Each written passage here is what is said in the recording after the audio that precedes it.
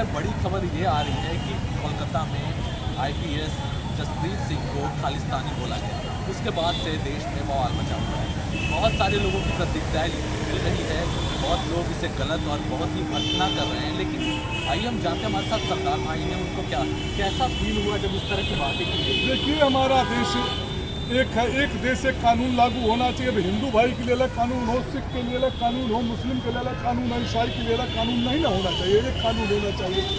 वो सिख जाति से आते हैं, वो आईपीएस अफसर है, वो ड्यूटी अपनी निभा रहे थे। जो वहाँ पर बीजेपी के जो लोग थे वहाँ पर धरना दे रहे थे, उनको रोकने के लिए सरकार का ऑर्डर मिला था, उन्होंने रोका तो उसको खालिस्तानी बोला गया। अब किसान जो है वो दिल्ली कूच कर रहे हैं, तो वहाँ हरियाणा पुलिस उनको रोक रही है, तो वहाँ किसानों को खालिस्तानी बोला जा रहा है। यहाँ पुलिस वाले आईपीएस अफसर को खालिस्तानी बोला जा रहा है। ऐसा इस देश में सिखों के साथ अन्याय क्यों? सिख भी इस देश के नागरिक है। क्या देश की आज़ादी में सिखों का योगदान नहीं रहा? देश की आज़ादी में सिखों ने भी कुर्बानी दी है। सरदार भगत सिंह ने फांसी के फंदे को चूम कर फांसी पर चढ़े थे। जलियांवाला बाग में लगभग 1500 लोग मरे, जिसमें 800 सिख जाति से आते थे। क्या सिख देश में इनकम टैक्स नहीं देते? क्या सिख इस देश के नागरिक नहीं हैं? सिख नागरिक है, लेकिन बीजेपी वाले सिखों के साथ ऐसा भेदभाव बर्ताव क्यों करते हैं? एक देश है, एक कानून है, एक न्याय सबके लिए होना चाहिए। अब न्याय क्या किसी को जाति को देखकर होगा, किसी धर्म को देखकर होगा कि इस धर्म का इसके साथ ये न्याय होना चाहिए, इस जाति का ये इसके साथ ये न्याय होना चाहिए, ये फलाने दल से आता है इसके साथ ये न्याय होना चाहिए।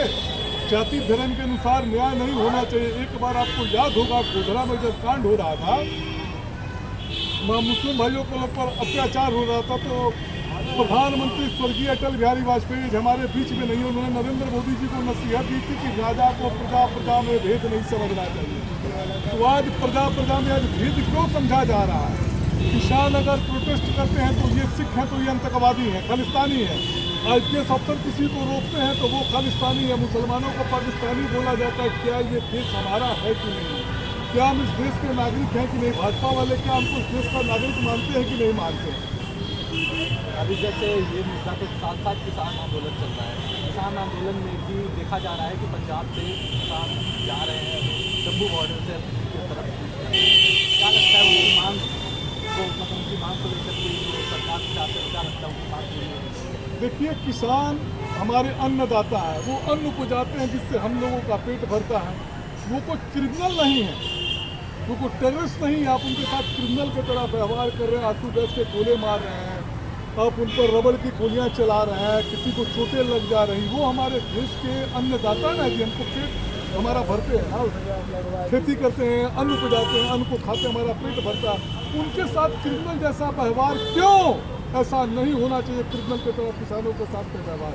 किसान हमारे देश के अन्नदाता है। सरकार को बुलाए, इमीडिएटली उनकी मांगे जो जायज मांगे हैं, जो उनकी मांगे आगे भी 13 महीना किसान जो थे वो दिल्ली बॉर्डर पर वो उन्होंने धरने पर बैठे हुए थे, तब उनको आश्वासन दिया गया था आपकी मांगे मानी जाएगी। इसके बाद उनकी मांगे नहीं मानी जा रही। एक देश एक न्याय एक कानून होना चाहिए। जाति धर्म के अनुसार न्याय कानून नहीं होना चाहिए। न्याय सबके लिए बराबर होना चाहिए, मेरा यही कहना है। एक सिख के तौर पर आपको मतलब जिस तरह से बात आई थी आईपीएस के साथ जिस तरह का हुआ है, क्या आपको क्या लगता है, क्या बोलते? ये बहुत पीड़ा होती है। कुछ दिन पहले यहाँ के पटना के एसएसपी साहब भी थे, मानवजीत सिंह ढिल्लन, तो उन्हें कुछ यही के वो कार्यकर्ता पकड़ा है, तो उन्होंने कहा ये भी आरएसएस की तर्ज पर वो ट्रेनिंग देते हैं, फिजिकली ट्रेनिंग देते, तो उनको भी यहाँ बिहार में भी इनको खालिस्तानी बोला गया था। बिहार में भी उनको खालिस्तानी बोला गया। ये बीजेपी की नीति है, नियत है, नीति है। मुसलमानों को टारगेट करो, सिखों को टारगेट करो, ईसाइयों को टारगेट करो। ये देश को तोड़ने की राजनीति कर रहे हैं, देश को तोड़ने की राजनीति नहीं कर रहे हैं। ये भारत हमारा देश है जिनके 4 सिपाही हिंदू मुस्लिम सिख ईसाई। ये भारत हमारा सोने की चिड़िया है, लेकिन इसको बीजेपी वाले जो है मतलब कि आपस के भाईचारे को ख़त्म कर रहे हैं। आपस के भाईचारे को नहीं खत्म करिए, हम लोग सब मिलकर रहे तो हम लोग आगे बढ़ेंगे, हमारा देश आगे। अगर आपको हमारे तौर पर बताया तो हमारी